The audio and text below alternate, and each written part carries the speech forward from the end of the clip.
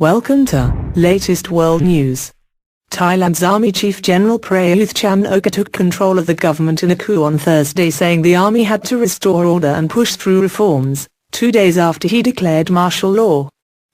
Prayuth made the announcement in a television broadcast after he held a meeting with all rival factions aimed at finding a solution to 6 months of anti-government protests.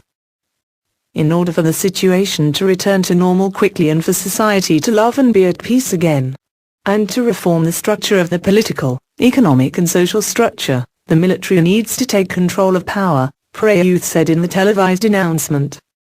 The broadcast came shortly after soldiers took the leader of anti-government protests, Satep Thorgsuban, out of the meeting that was aimed at finding a solution to a drawn-out power struggle that has polarized the country and battered its economy. The crisis is the latest installment in a long battle between supporters of ousted former Prime Minister Thaksin Shinawatra and opponents backed by the royalist establishment. The army had declared martial law on Tuesday, saying the measure was necessary to prevent violence, but it rejected accusations the measure amounted to a coup. Call for compromise. Prayuth had called on the two sides in a first round of talks on Wednesday to agree on a compromise that would have hinged around the appointment of an interim prime minister, political reforms and the timing of an election. Wednesday's talks ended inconclusively with neither side backing down from their entrenched positions, participants said.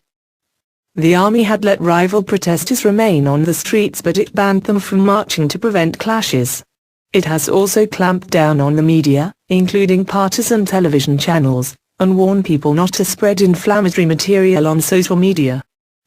After the coup announcement, a senior army official said troops would escort protests away from their rally sites. Leaders of the ruling Pheu Thai Party and the opposition Democrat Party, the Senate leader and the 5-member election commission had joined the second round of talks at an army base in Bangkok. Acting Prime Minister Nguyen Sonbayasan told reporters before the talks that his government could not resign as its enemies were demanding, as that would contravene the constitution. The government wants the problem solved in a democratic way, which includes a government that comes from elections, he said.